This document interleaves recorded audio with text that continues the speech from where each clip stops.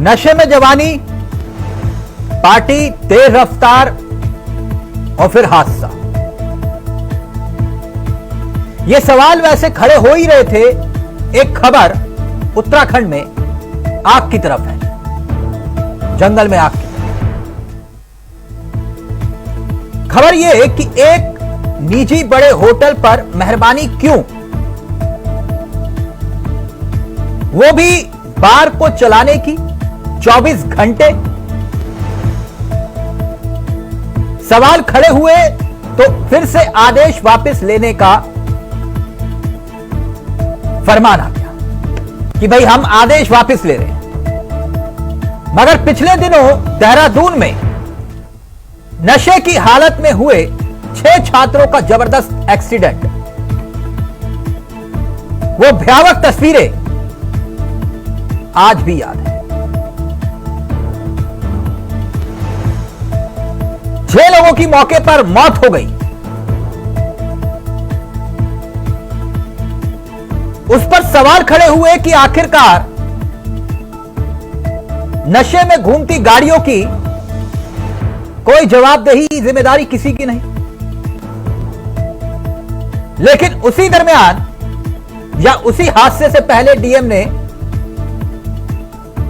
कुछ बार पर लाइसेंस निलंबित करने का आदेश दिया था, देहरादून डीएम ने। लेकिन अब हयात होटल को 24 घंटे बार चलाने की परमिशन के मामले ने तूल पकड़ लिया।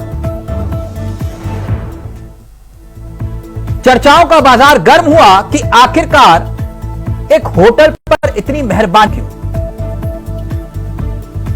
सियासत हुई, फैसला वापस लेना पड़ा।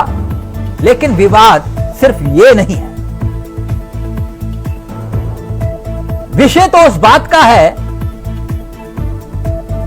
कि उत्तराखंड की सड़कों पर नशे की जद में आए युवा बेरोक टोक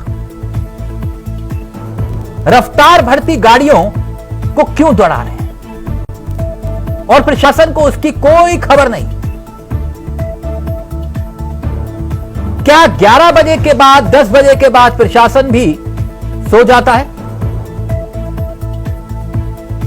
पहले यह रिपोर्ट देखिए और फिर उसके बाद सीधा रुख करेंगे अपने मेहमानों की तरफ।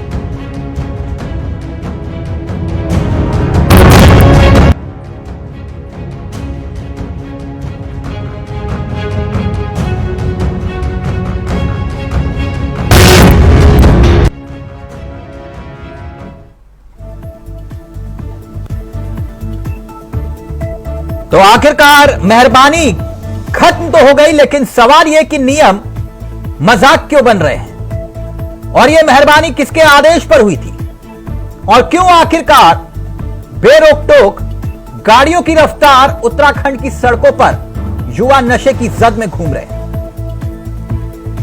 सीधा रुख कर रहे हैं। आपको बता दें हमारे साथ जो मेहमान इस कार्यक्रम का हिस्सा बन रहे हैं, सुनीता विद्यार्थी जी बीजेपी का चेहरा है, कुछ ही देर में जुड़ेंगे। लेकिन उससे पहले आशीष नोटियाल कांग्रेस का चेहरा है, गजेंद्र रावत जी हमारे साथ हैं, वरिष्ठ पत्रकार है।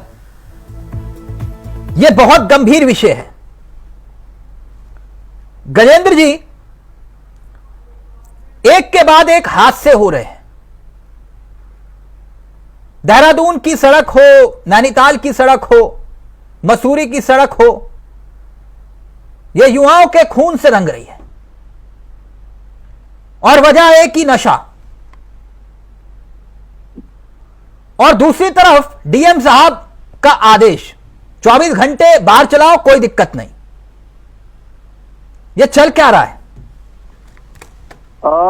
दरअसल जिसे आप नशा कह रहे हैं वो उत्तराखंड की सरकार के लिए रोजगार का सबसे बड़ा साधन है। इस सरकार को उसी नशे से एक साल में इन्होंने जो जिस फाइनेंशियल ईयर में हम बात कर रहे हैं 4,500 करोड़ रुपए राजस्व प्राप्ति का लक्ष्य रखा है। यानी कि अगर जगह जगह शराब के ठेके नहीं खुलेंगे, ये विदेशी मदिरा की दुकान नहीं खुलेंगे, देसी नहीं खुलेंगे, पब नहीं खुलेंगे, बार नहीं चलेंगे, बार को 24 घंटे का लाइसेंस नहीं देंगे, सचिवालय के पीछे बार नहीं खुलेगा, स्कूलों के आसपास बार नहीं खुलेंगे, विदेशी मदिरा की दुकान नहीं खुलेगी, तो ये लक्ष्य प्राप्त नहीं होगा। और ये लक्ष्य अगर प्राप्त नहीं होगा तो सरकार के पास तो तनख्वाह देने के लिए पैसा है नहीं। जिस तो होटल की आप बात कर रहे हैं कि हयात होटल के ऊपर कृपा बरसाई गई, वो आपको बहुत छोटी कृपा दिखाई दे रही है। अगर आप अभी भी उठाकर लेके पिछले 3-4 सालों में जब से होटल अस्तित्व में आया है, सरकार के बड़े बड़े लग्जरियस कार्यक्रम जिन पर लाखों रुपए खर्चा सरकार करती है वो उसी होटल में होते हैं। तो इसलिए उसको अगर 24 घंटे का बार का लाइसेंस दे दिया गया है तो कोई बहुत आश्चर्य नहीं पैदा करता। जहां तक आपने कहा कि एक्सीडेंट हो रहे हैं, लोगों की डेथ हो रही है, इसका आबकारी विभाग से बहुत दूर तक कोई लेना देना नहीं है। ट्रैफिक कंट्रोल करने का लेकिन गजेंद्र जी जिनका लेना देना है क्या वो भी सोए हुए हैं? रात को 10 बजे 11 बजे के बाद सब सो जाते हैं। भाई अगर वो सो रहे हैं तो ये तो उनसे पूछा जाना चाहिए कि वो तनख्वाह किस बात की ले रहे हैं। ये तो उनसे पूछा जाना चाहिए कि भाई अगर आपकी ड्यूटी सड़क पर है तो आपको सड़क पर दिखना चाहिए, लॉ एंड ऑर्डर मेंटेन करना अगर आपकी जिम्मेदारी है तो आपको दिखना चाहिए, ट्रैफिक का वहां इंस्पेक्टर होना चाहिए, वो देखे कि कौन गाड़ी तेज चला रहा है, कौन नशे की हालत में चला रहा, कैसे चला रहा है। क्या ये जो घटना हुई 6 युवा नौजवान सड़क पर मारे गए, गलती चलिए उन्हीं की हो, नशे में थे, उसके बाद भी हम लोग नहीं जाग रहे? गजेंद्र जी स्थिति तो यही दिखाई दे रही है ना।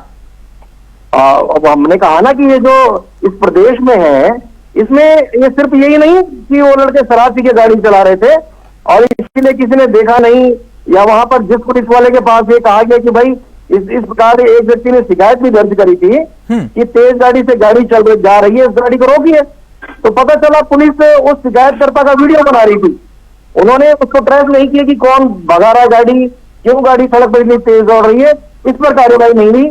और इसके आलोक में एक और नया जो विषय है वो गंभीर विषय यह है, इस प्रदेश में अधिकारियों के बीच भी गैंगवार चल रहा है। ये गैंगवार आपको जो है सविन बंसल वर्सेस जो है आबकारी के जो आयुक्त हरीशन सेमवाल है उसके रूप में दिखाई दे सकता है। उधर जो आबकारी के आयुक्त है वो कह रहे हैं कि मैंने लाइसेंस दे दिया है, और इधर जो है सविन बंसल कह रहे हैं कि मैं उसका लाइसेंस रद्द करता हूं। उन्होंने कहा कि हमने शराब की दुकान को जो है लाइसेंस दे दिया है, उन्होंने उसका ठेका बंद करा दिया। इसी प्रकार आपने कुछ दिन पहले देखा कि जब मीनाक्षी सुंदरम का प्रकरण हुआ था, तो मीनाक्षी सुंदरम वाले प्रकरण में जब उन्होंने सेंट्रल स्कूल की का ग्राउंड खत्म करके वहां पार्किंग बनाने का आदेश दिया, तो फिर वहां दूसरे अधिकारी आ गए, उन्होंने उसको रुकवा दिया। तो ये अधिकारियों की बीच जो गैंगवार इस प्रदेश में चल रही है, और आप ये महसूस कर सकते हैं कि जो नौकरशाही है वो बेलगाम हो गई है। और ये सिर्फ हम और आप नहीं देख रहे हैं, इन्हीं की भाजपा के विधायक विनोद चमोली तो कल मुख्यमंत्री के पास गए थे कहने के लिए कि मेरी बेइज्जती कर दी गई, मुझे प्रोटोकॉल नहीं दिया गया, मैं कहां जाऊं, मैं क्या करूं, मेरा तो कोई वजूद नहीं बच गया। एक और गंभीर बात आपने देखी होगी चावला जी, ये सरकार अभी 25 दिसंबर को 24 घंटे का जो है सबको बार का लाइसेंस देने वाली है, 31 दिसंबर का 31 की नाइट का देने वाली है, नए साल का देने वाली है। और अगर ये नहीं देगी तो इनके फटियाले बच जाएंगे, इनके पास खाने के लिए नहीं है, क्योंकि इनके पास कोई नया आइडिया नहीं है। गजेंद्र जी बहुत गंभीर बात कह रहे हैं, यानी कुल मिलाकर किसी की जवाबदेही जिम्मेदारी नहीं है, जिसकी सरकार उसकी मजबूरी है, आबकारी विभाग की मजबूरी है कि भाई रेवेन्यू बढ़ाइए। यही समस्या का समाधान यही है कि युवा चाहे सड़कों पर मरे, किसी को कोई दिक्कत नहीं। यही बात हुई ना। देखिए तिलक जी, इस समय स्थिति बड़ी गंभीर बनी हुई है। वक्त के साथ साथ नशा इतना बढ़ रहा है कि सिंपल शराब का नशा नहीं, ऐसे ऐसे नशे आ गए हैं। बच्चे जो पढ़ने कॉलेजों में हैं वो इस प्रकार के नशे कर रहे हैं।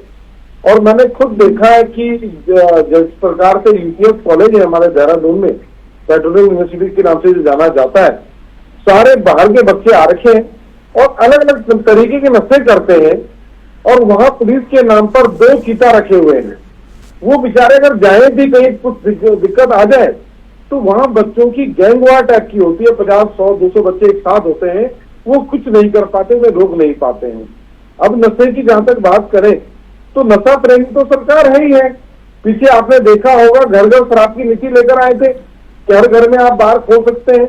तो अगर आसानी से कोई भी चीज उपलब्ध हो जाएगी तो मुझे नहीं लगता कि आपको कंट्रोल करना है। आपकी सरकार में नहीं था क्या? नहीं, 24 घंटे घर घर शराब की नीति तो मुझे नहीं देखी हमारे टाइम पे की। मैं किसी डीएस ब्रांड का जिक्र नहीं करना चाहूंगा, ठीक है ना, जो पहाड़ों में किस नाम से कौन सी बिकी क्या बिकी वो छोड़ दीजिए, विषय वो नहीं है आशीष जी। मैं ये कह रहा हूं कि अगर ये इतना गंभीर विषय है तो विपक्ष भी तो सोया हुआ है, इसका मतलब शासन प्रशासन के साथ आप लोग भी तो इस गंभीर मुद्दे को लेकर सामने नहीं आते, क्योंकि इसमें कुछ है नहीं ना। आपकी सरकार होगी, जैसे गजेंद्र जी ने कहा, भाई आप उनसे ज्यादा दोगे क्योंकि आपको भी तनख्वाह देनी है, आबकारी विभाग यही तो करेगा। नहीं, देखिए तिलक भाई, आज से 10, 15, 20 साल पहले की स्थितियां और थी, आज की स्थितियां और गंभीर हो चुकी हैं। आप देखिए ना, एयरपोर्टों में करोड़ों रुपए का ड्रग्स पकड़ा जाता है। अभी आज ही मैं पढ़ा था कहीं और भी करोड़ों रुपए का ड्रग्स पकड़ा गया। तो ये जो काम हो रहे हैं, दिन प्रतिदिन इन काम को बढ़ावा मिल रहा है सुनीता जी, क्योंकि इनके पीछे सह है नेताओं की। सुनीता जी, ये देहरादून, बच्चे सबके हैं, देहरादून उत्तराखंड की सड़कों पर नौजवान मर रहे हैं और डीएम साहब की तरफ से लाइसेंस 24 घंटे बार खोलो कोई दिक्कत नहीं। शासन प्रशासन सब सो जाता है क्या 10 बजे के बाद?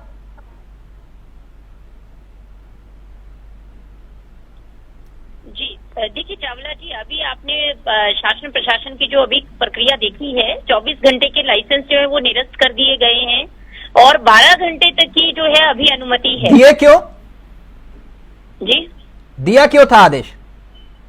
देखिए, पहले जो भी आदेश रहा होगा वैसे तो नियमों के अनुसार ही सबको कहा गया है। जो ये नियम की रियायत सबको क्यों नहीं?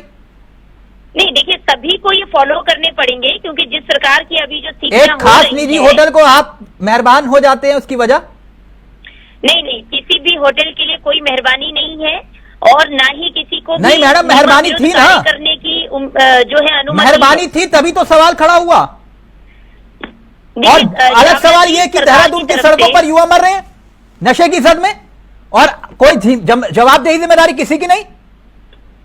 नहीं, देखिए डेफिनेटली जिम्मेदारी है और जवाबदेही भी बनती है, लेकिन इसके लिए अभी जो जितने भी मसले आए हैं, देखिए ओवर स्पीड और नशे में रहना, ये घरों में बच्चे इस प्रकार के घर में जो अभी आप वीडियो वायरल देख रहे हैं, घर में बच्चों ने जो है वो ड्रिंक किया है। हाँ। तो यहाँ पे स्थिति ये है कि अब कंट्रोल करने की बहुत ज्यादा सख्त जरूरत है। क्योंकि मैडम गाड़ी कहाँ चल रही थी? घर में चल रही थी, सड़क पर चल रही थी? नहीं, गाड़ी निश्चित रूप से अभी देखिए सारे उसकी जांच भी हो रही है, कई जगह पे सीसीटीवी कैमरा। आप खुद कह रहे हैं एक तरफ आदेश जारी कि भैया 24 घंटे बियर बार खुला है, कोई दिक्कत नहीं, जाओ और उसके बाद दौड़ाओ जितनी दौड़ा सकते हो, जितनी पहाड़ पर। चावला जी, गाइडलाइंस के अकॉर्डिंग टाइम निहित किया गया था, लेकिन अगर कहीं पे भी मैडम रात के वक्त पुलिसिंग कहाँ होती है, पेट्रोलिंग कहाँ है? अगर होती तो ये सब कुछ हो रहा होता। कभी नैनीताल की सड़क पे, कभी देहरादून की, कभी रुड़की की सड़क पे, कभी हरिद्वार की सड़क पे एक क्रिकेटर तक की एक्सीडेंट हो जाता है, किसी को पता नहीं चलता। बोलिए, मैं गलत बोल रहा हूं? नहीं, बिल्कुल आप सही कह रहे हैं और बहुत ज्यादा जरूरत है कि जहाँ पे भी ढील बरती गई है वहाँ पे सख्ती से अब पेश आया जाए। आशीष जी तो और खुलासा करे, कह रहे कि वहाँ जो यूनिवर्सिटीज है वहां पर नशा परोसा जा रहा है, किसी को पता नहीं। आशीष जी, एक्सक्लूसिव जानकारी कहाँ से मिली आपको? कहानियां, ये मनगढ़ंत कहानियां लगाने वाले लोग हैं, इनको कुछ तो सूझ नहीं रहा है, तो यहाँ पे झूठे आरोप भी लगाए हैं। तो उनको भी मारने का काम करते हैं। ये खुद इनकी वीडियो वायरल होती है, हरीश रावत जी खुद वहाँ पे जिराफ में क्या-क्या वहाँ पे लोगों को दिखाते हैं। ये सारी चीजें जो है ये बहुत फेक है। कांग्रेस पार्टी मनगढ़ंत कहानियां करने में माहिर है, कुछ और सूझ नहीं रहा, हार दिख रही है तो इस तरीके की बातें करते हैं। लेकिन देहरादून के अंदर जो भी दुर्घटनाएं हैं निश्चित रूप से बहुत गंभीर विषय है और उनको रोकने के लिए, कंट्रोल करने के लिए बहुत ज्यादा आवश्यक है कि जगह जगह पे पुलिसिंग का जो कार्य रहता है वो टाइम से हो, सही तरीके से हो और जहाँ पे कमियां है उनको सुधारा जाए। देखिए इस तरीके की जो घटनाएं हो रही है निश्चित रूप से बहुत ज्यादा, मैंने कहा कि चिंतनीय विषय है। लेकिन जहाँ पे भी हम लोगों को अभी ये इस तरीके की अनियमितता पाई गई है उन पे सख्ती से एक्शन लिया गया है और आगे इन चीजों पे रोक लगे। सुरक्षा परिवहन की तरफ से जितने भी डिपार्टमेंट की तरफ से जो गाइडलाइंस है उनको सभी को फॉलो करना है और करवाना है। और अवेयरनेस जिस प्रकार से सरकार कर रही है वो भी हमारा काम हो रहा है। आपकी है, फॉलो आपको करना है, आपको करवाना है। आप चिंता मत कीजिए, आप घर में बैठिए और खाली आरोप लगाने में कौन करवाएगा? मैं डीएम को आदेश दूंगा कि आप आदेश देंगे? एसपी एसएसपी को आदेश कौन देगा? ये आदेश आप देंगे? हम आप तो रात को बाहर खुलो और हमें तुम बंद करवा दो। बंद हम करवाएंगे, आप करवाएंगे? कार्य कर रही है, आप जो है क्या कार्य कर रहे हैं? मत करिए। घर घर पहुंचाने का काम करते हैं। करने का काम कांग्रेस पार्टी करती है। शराब भी आप ही बांटते हैं, अरे आप आप खुलवा रहे हैं 12 से 24 घंटे, हम कह रहे कांग्रेस पार्टी खुलवा रहे हैं।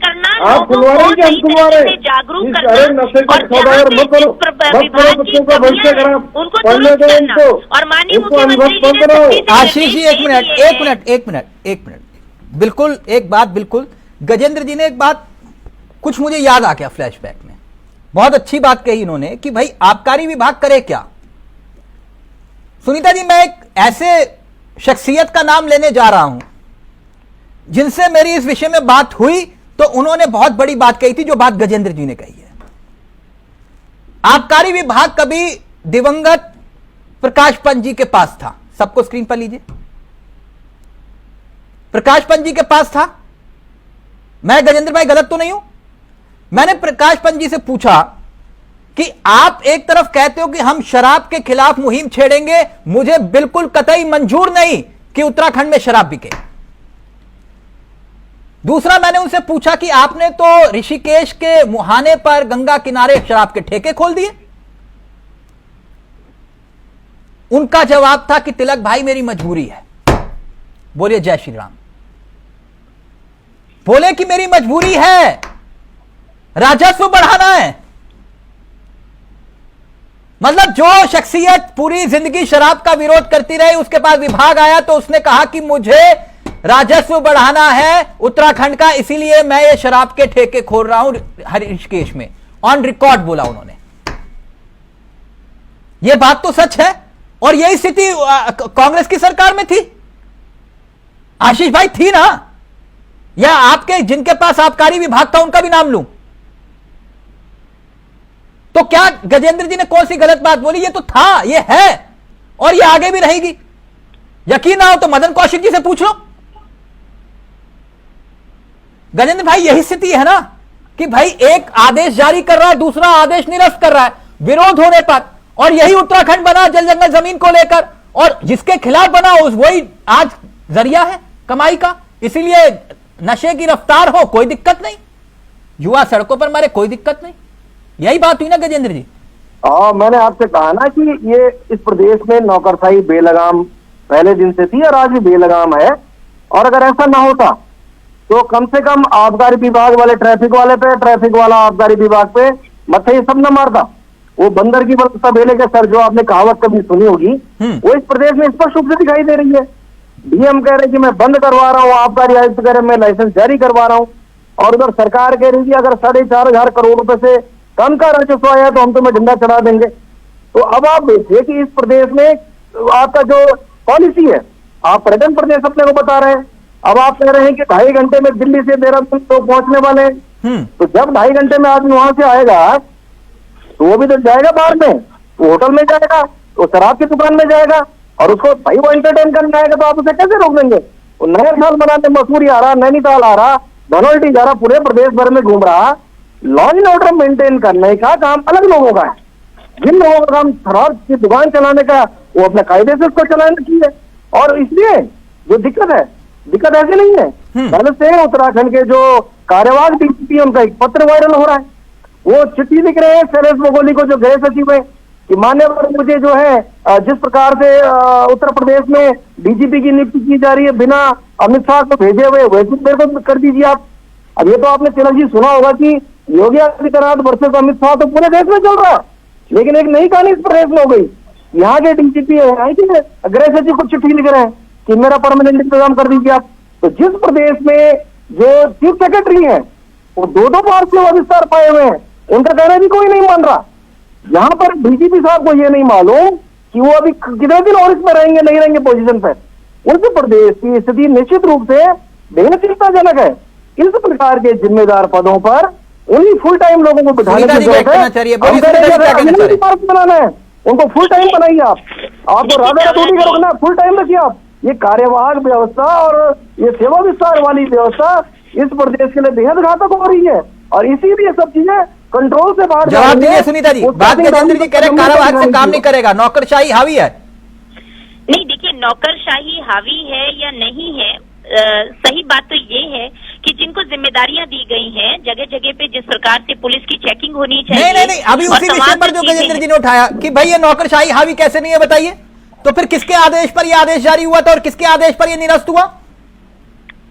मैं वही बात कह रही हूँ चावला जी कि देखिए नौकरशाही को कंट्रोल करना सरकार का काम है और सरकार करती है, लेकिन कहीं पे भी अगर उनकी तरफ से कोई ढीला हवालाजाही होती है तो उसको भी कंट्रोल करना सरकार का कार्य है और सरकार बखूबी करती है। यहाँ पर देखिए राजस्व बढ़ाने के ये उत्तराखंड प्रदेश है और दुनिया भर के रिसोर्सेज अवेलेबल है।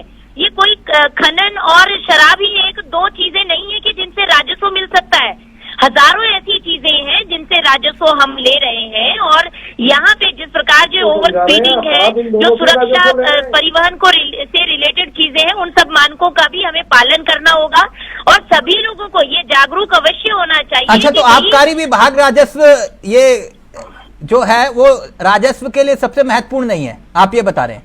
देखिए मैं चावला जी ये कह रही हूँ कि राजस्व लेने के लिए बहुत सारे रिसोर्सेज हैं, हर चीज जो है और सबसे महत्वपूर्ण रिसोर्सेज आबकारी विभाग है। देखिए लिमिट्स में जो चीजें होती हैं, तीर्थाटन और पर्यटन के बाद सबसे महत्वपूर्ण आबकारी विभाग है। गजेंद्र जी क्या मैं गलत कह रहा हूँ?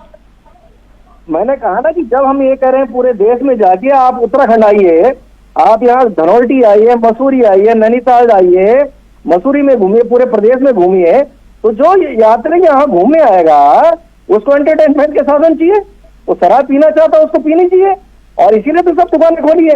लेकिन अब आप ये नहीं कह सकते ना कि अब वो कितने बजे तक पिएगा कितने तक नहीं पिएगा। पूरे देश दुनिया में इस प्रकार की व्यवस्थाएं हैं, ये जरूर सरकार को एश्योर करना चाहिए। अगर उसे लगता है कि इस प्रकार की दिक्कतें हैं तो वो यहाँ पर शटल सेवाएं चलाए, उनकी गाड़ियां वहीं खड़ी रहे जो आ रखा है व्यक्ति, सरकार उसको छोड़े, उससे पैसे ले कि भाई तो अब यहाँ बाहर से घर जाने लायक स्थिति में नहीं बचा हुआ है, ओवर ड्रिंक हो गई है, तो जो गाड़ी जो ट्रैफिक सिस्टम होना चाहिए वो इस प्रकार का होना चाहिए, उससे पैसे लीजिए आप और निश्चित रूप से पैसे देने को तैयार होगा। बहुत सारी जगहों पर, तमाम जगहों पर। आशीष भाई क्या समाधान है जो बात गजेंद्र जी कह रहे हैं? ऐसा नहीं है, अब ये मत बोलना कि नहीं भाई हम तो जो है बिल्कुल हमारी सरकार आएगी तो आप ही के एक नेता पूछा, मैंने ऐसे हाथ दबाया गजेंद्र भाई, उन्होंने बहुत बड़े नेता है उनके, बोले अरे कहां तिलक भाई ऐसे सवाल मत पूछा करो। मैंने कहा शराबबंदी होगी उत्तराखंड में सरकार बनाओगे, अरे ऐसा सवाल मत पूछा करो, ऐसे हाथ दबाया मेरा, बोले मत बोलो ऐसा सवाल। तो ये मजबूरी है आशीष भाई, मुस्कुराओ मत, ये आपकी मजबूरी है जो बात गजेंद्र जी कह रहे हैं, ये सबकी मजबूरी है। और वहां वो कह रहे कि नहीं बहुत सारे रिसोर्सेज हमारे पास। देखिए भाजपा की तो जरूरत से ज्यादा मजबूरी है। अभी हमारी विद्यार्थी जी बता रही थी कि जो है कई और साधन भी हैं राजस्व के, तो अपनी सरकार को समझाओ ना और साधन भी हैं। आप देखिए आज से 10 साल पहले जिस तरह से शराब मिल जाती थी क्या आज उसी प्रकार से मिल रही है? आज आप देखिए जगह जगह इतने डिपार्टमेंट स्टोर खोल दिए, समाधान क्या है? और आराम से लेकर जाए, तो व्यवस्थाएं इतनी सुलभ कर दी है। समाधान क्या है? समाधान बताइए। आप जाएं और लेके आए, और शराब तो छोड़ो, किस तरह के नशे आ गए हैं जो हम लोगों को समझ में भी नहीं आते। कौन कौन से इतने नशे हैं जिनको आगे छात्र छात्राएं भी कर रही है, छात्री नहीं कर रहे हैं। कल को मैं इधर घूम रहा था रिंग रोड साइड, तो 6:30 बजे लगभग एक लड़की नशे में जा रही थी अपने घर। बताएं सुबह 6:30 बजे नशे में इतने बुरे हाल में कोई जा रहा था, तो क्या बोलेंगे ऐसी स्थिति में? समाधान क्या है? समाधान बताइए ताकि सुनीता जी उसको इम्प्लीमेंट करें, सरकार के मुखिया को बताइए समाधान क्या है। ये तो सामाजिक जिम्मेदारी बनती है ना, आंखें देखकर। अब आप जब इतने आराम से सुविधाएं दे देंगे और आप क्या चाहते हैं, मान लो मैंने किसी महिला को जाते हुए देखा, मैं क्या कर सकता हूँ? मैं कैसे रोक सकता हूँ? आप अगर सुलभ साधन मुहैया करा रहे हैं कि पूरी रात और पूरे दिन पिए, बाहर आपके लिए खुले हैं, आपने इतने बढ़िया डिपार्टमेंट स्टोर खुलवा दिए, बड़ी इज्जत के साथ आपको शराब पी देंगे और वो आपको जो है सर और मैडम भी बोलेंगे। पहले बात अलग थी, जब बड़ी तड़ी से शराब वाला शराब बेचता था, ले पकड़। आज वो स्थिति नहीं है, आज तो बड़े सम्मान तरीके से बुलाता है, अंदर लड़ियां लगी है दुकानों के बाहर, और वहाँ इम्पोर्टेड शराबें किस तरीके की आ गई है। सुनीता जी तो इन्होंने किया है, 32 बोतलें समाधान घर में क्या है? रखो, समाधान उसको क्या? लॉक करने जिनकी का काम जवाबदेही करें, जिम्मेदारी है नहीं उनको पेट्रोलिंग पर तो होना चाहिए ना मैडम। ठीक है, आबकारी विभाग एक विषय हो सकता है, लेकिन ये सड़कों पर बेरोक टोक गाड़ियां घूम रही है नशे की जद में, जो युवा दौड़ा रहे हैं बिना स्पीड ब्रेकर के, उस पर विराम कैसे लगेगा? तिलक भाई 150 की स्पीड गाड़ी कैसे रोक लेगा कोई पुलिस वाला? आप ऐसा माहौल ही मत दे कि लोग रात को पीते घूमे। 150 की स्पीड है, कोई पुलिस वाला आगे खड़ा हो सकता है? बताएं। तो मरने दे युवाओं को सड़कों पर, ये कह रहे हो आशीष जी? नहीं तो आप शराब ऐसे बांटेंगे, आप शराब और किस प्रकार नशे बांट रहे हैं उस पर कंट्रोल नहीं होना। अभी ऐसा सवाल पूछूंगा तो फिर दिक्कत हो जाएगी। सड़क में पुलिस वाले नॉर्मल ड्यूटी पे तो हो सकते हैं, उससे एक मिनट सुनीता जी बात रखिए, एक मिनट। बांटने वाले तो डेनिस जैसे पुरोधा कांग्रेस पार्टी में ही हुए। लेकिन मैं सिर्फ ये कहना चाहती हूँ कि देखिए, सरकार की तरफ से जितनी भी, मैं कहती हूँ कि इसमें सख्ती से पेश आना चाहिए। जो लोग वहाँ पे जिनकी ड्यूटी थी और जो नदारत पाए गए, उन पे सख्ती से एक्शन होना चाहिए, उनको सस्पेंड किया जाना चाहिए। जिनकी पुलिस की ड्यूटी वहाँ पे है और वो वहाँ पे नदारत है, तो यहाँ पर मैं जो यहाँ पे जितने भी मसले लगातार जो दुर्घटनाएं हो रही हैं, उनसे उन पर सख्ती से हम लोगों को आगे आना है। और जो लोगों की प्रॉब्लम, जिनकी वजह से जो जिम्मेदार है, उनको इस पर आगे आना चाहिए। कौन है जिम्मेदार, जरा बता दीजिए मैडम हमें भी। जी, कौन है जिम्मेदार? देखिए, डेफिनेटली जिनकी ड्यूटीज वहाँ पे, मैंने कहा कि चेकिंग होनी चाहिए, प्रॉपर तरीके से पुलिसिंग होनी चाहिए। मैडम आप एक ना यही दिक्कत है, आप लोग होमगार्ड को कहते हो कि सस्पेंड कर दिया। होमगार्ड को सस्पेंड करना नहीं होता मैडम, एक बार बड़े अधिकारी को नाप दीजिए और नजीर पेश कर दीजिए अगर इतनी हिम्मत है तो। नहीं, देखिए, शासन प्रशासन को माननीय मुख्यमंत्री जी ने भी सख्त से हिदायत दे दी है। गजेंद्र जी रिएक्ट करना चाह रहे हैं, गजेंद्र जी कहा है। दरअसल अभी जो चीजें कंट्रोल से बाहर है वो इसलिए भी है, पिछले दिनों देहरादून के घंटाघर पे बहुत बड़ा मजमा लगा, 400-500 लोग इकट्ठा हुए, और वहां पर एक आदमी कह रहा है कि जो देहरादून के पुलिस कप्तान है, यानी कि एसएसपी अजय कुमार के लिए कहा गया कि वो जिहादियों से मिले हुए हैं, और उस आदमी के ऊपर कोई एक्शन नहीं हुआ, उसके नाम शिकायत दर्ज नहीं हुई, उसके डंडे नहीं बजाए गए। एक व्यक्ति अगर देहरादून के पुलिस कप्तान के लिए इतनी गंभीर बात कर रहा है वो जिहादियों से मिले हुए हैं, अगर उनकी जगह मैं होता तो या तो मेरी नौकरी बचती या वो व्यक्ति आज यहां पर होता। अदरवाइज किसी एक अरे गहरे व्यक्ति की भी हिम्मत नहीं होनी चाहिए कि देहरादून जैसे प्राइम जिले के, जहां राजधानी है आपकी, वहां के पुलिस कप्तान के लिए कह रहे हैं कि वो जिहादियों से मिला हुआ है, वो यहाँ पे लव जिहाद, लैंड जिहाद करवा रहा है, और उस व्यक्ति के ऊपर एक्शन नहीं हुआ ताबला जी। उसके बाद उत्तरकाशी गया और उत्तरकाशी के डीएम मेहरबान सिंह बिष्ट ने उसने कहा ये मेहरबान सिंह बिष्ट नहीं, ये मेहरबान सिंह अंसारी है। कितनी गंभीर बात है। तो ये दिखा रहा है कि जो पुलिस है वो कितने दबाव में है, और ये जो सब तमाशा इस प्रदेश में किया जा रहा है वो किस स्तर का है कि एक आईएएस और आईपीएस अधिकारी के लिए सरेआम इस प्रकार की बातें की जा रही है। नहीं, बात गंभीर है सुनीता जी, इतना गंभीर मसला है कि मैंने कहा ना कि सुनीता जी समझ के नहीं है। सुनीता जी, चावला जी, इन सभी गंभीर मुद्दों पे कोई इफ बट नहीं होना चाहिए। जहाँ पे गलती है वहाँ पे सुधारी जानी चाहिए, क्योंकि इस तरीके के घर के छोटे छोटे बच्चे अगर ऐसी नशे की जद में आ रहे हैं, मैं चलते चलते एक बात कह रहा हूँ, ये सामाजिक जिम्मेदारी भी है।